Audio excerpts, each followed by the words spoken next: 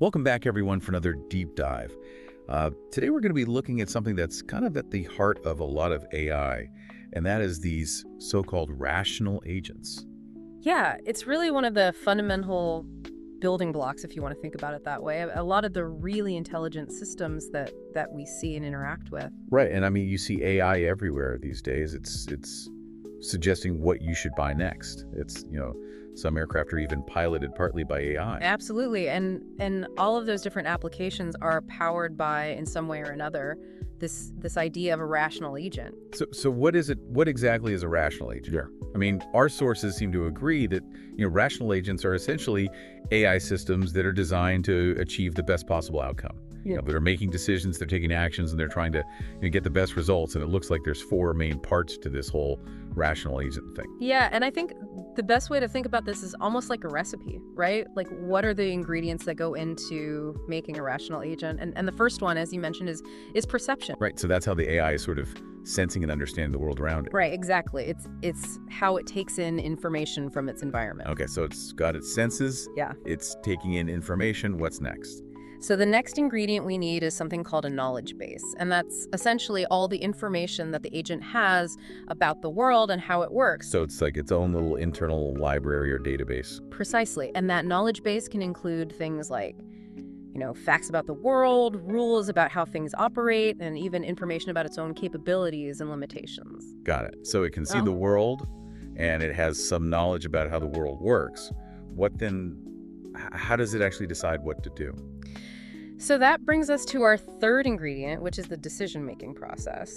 This is where the AI actually uses algorithms and rules to kind of sift through all that information it's gathered and figure out the best course of action. Okay, so it's like the brains of the operation.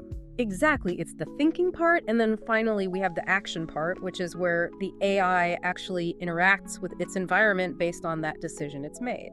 So it's the doing part, the putting things into motion. Right. So let's imagine for a second a self-driving car, right? That's a good example of a rational agent in action. Okay, I like that example. So the car is perceiving its surroundings using sensors, right? It's seeing the road signs, the other cars, the pedestrians. Right, it's got that knowledge base of traffic rules and how the car operates. Exactly, and it's using its decision-making process to figure out when to accelerate, when to brake, when to change lanes. And then finally, it's taking action by actually, controlling the steering wheel, the gas, the brakes. Precisely. So that's a rational agent in a nutshell. But what's really fascinating is that there are different flavors of rational agents. They're not all created equal. Oh, really? So there's different levels of sophistication when it comes to this rationality thing. Absolutely. So we can kind of categorize them into 5 main types. The first type is what we call a simple reflex agent.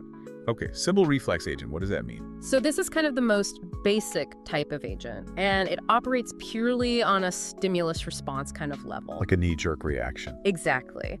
So let's say you have a simple thermostat, right? It's programmed to turn on the heat if the temperature drops below a certain point. Right, very simple. It doesn't really consider the past or any potential future events.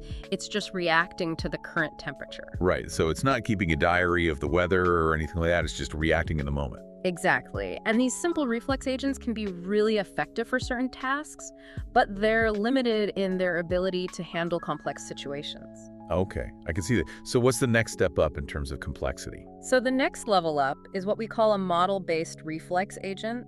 And these agents are a bit more sophisticated because they have an internal model of the world. So it's like they have a little mental map of their surroundings. Precisely. And this allows them to make decisions even when they can't directly perceive everything they need to know. They can kind of fill in the gaps. Okay, that makes sense. So it's like they're using their model to predict what's going to happen or what's hidden from view. Exactly. And that makes them much more adaptable than simple reflex agents. Got it. So what comes after model-based reflex agents? Well, then we move into the realm of goal-based agents. And as the name suggests, these agents are driven by specific goals. So they have something they're aiming for? Exactly. They have an objective in mind, and they'll plan and execute sequences of actions to try and achieve that goal. So they're thinking ahead, they're strategizing? Exactly. Think of a chess-playing AI. It's not just reacting to your moves, it's actually thinking several steps ahead, trying to figure out the best way to win the game. So it's playing the long game, Precisely. Now, building on that, we have utility-based agents, and these agents take things a step further by considering not just goals, but also the overall value or utility of different outcomes. So it's not just about achieving the goal, it's about achieving it in the best way possible. Exactly. They have preferences, and they can weigh different outcomes based on how desirable they are. So they're taking into account things like efficiency or risk. Precisely. So imagine you're using a navigation app to get home, right? A goal-based agent might just focus on finding the shortest route. Right. But a utility-based agent would consider things like traffic congestion or tolls. Exactly. It might choose a slightly longer route if it means avoiding those downsides. So it's about maximizing satisfaction, not just reaching the destination. Precisely. And then finally, we have the most sophisticated type of agent, which is the learning agent. Okay, learning agent, that sounds interesting. So these agents are able to adapt and improve their performance over time by learning from their experiences. So they're constantly getting better. Exactly. They can adjust their decision-making processes based on what's worked well in the past and what hasn't. So they're like the students of the AI world, always learning and evolving. Exactly. And this ability to learn is what makes them incredibly powerful and well-suited to complex and dynamic environments. Wow, so we've gone from simple reflex agents to these incredible learning agents. It's a pretty amazing spectrum of intelligent behavior. It really is, and they all fall under this umbrella of rational agents because they're all striving to achieve the best possible outcome in their own way. That's really fascinating, and it makes you wonder, as AI becomes even more integrated into our lives, what kind of rationality will be most important? Yeah.